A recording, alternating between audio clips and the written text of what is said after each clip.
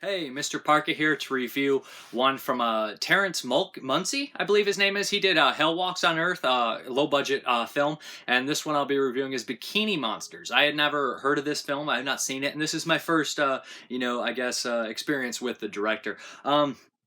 I will say that I do feel that you got to give him credit because the film is ambitious. It is a sea creature type film, which has got to be horrible to shoot, with the water, and it was outside, outdoors, and at night. So I'm going to give him credit for that. Besides that, I just was not a big fan of the film. Essentially, what we have here is a young man disappears. Him and his friend witnesses it. His friend becomes like kind of not marine biologist, but something of that. I'm not. My terms are not exactly great with that.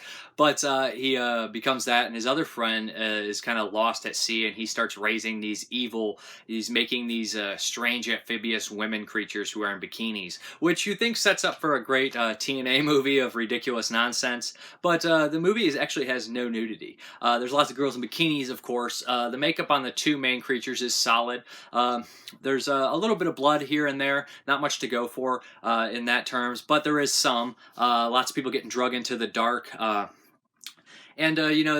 Besides that, I don't really know how much more I can, talk about the movie in a positive way. It is definitely rough around the edges, like I said, ambitious, and they try to do a lot of things. But it definitely they're using a couple different cameras, and then when they switch back and forth, it is very obvious. I don't know how complete the version I saw of this film is, but the colors do switch back and forth, obvious different quality, different lighting, different things like that, like almost like the camera, one was in daytime and one was in tungsten or something like that, or they just had completely different time of day when they shot it.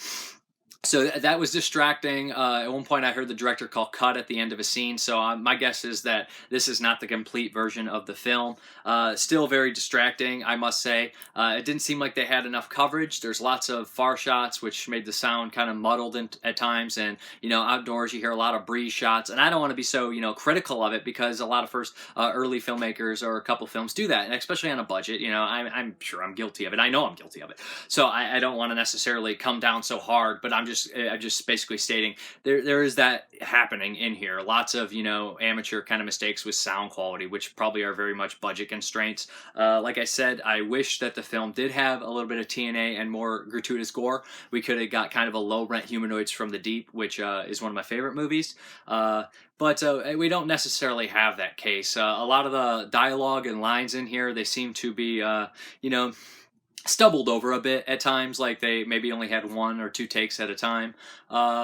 The main monster, like I said, the makeup on her looks pretty good, and she does some pretty good body movements and things like that. As far as the film, I can't really recommend it. I mean, I love aquatic horror films as much as anybody else, but this one, the budget constraints really hurt it, and I just didn't notice anything that really popped to me. No, they did go out of their way. They seem to have a lot of sets and called in a lot of favors. Like I said, it was very ambitious, and I'm not saying that they were lazy about it. It's just that it didn't turn out necessarily like something that I would want to see.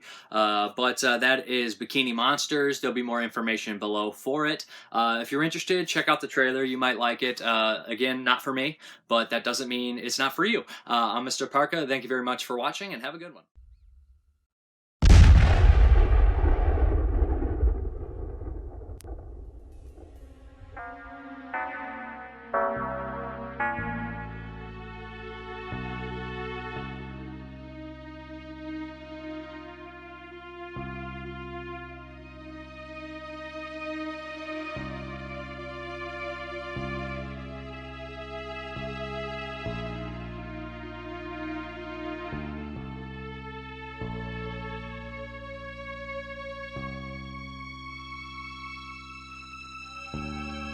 Why isn't it working?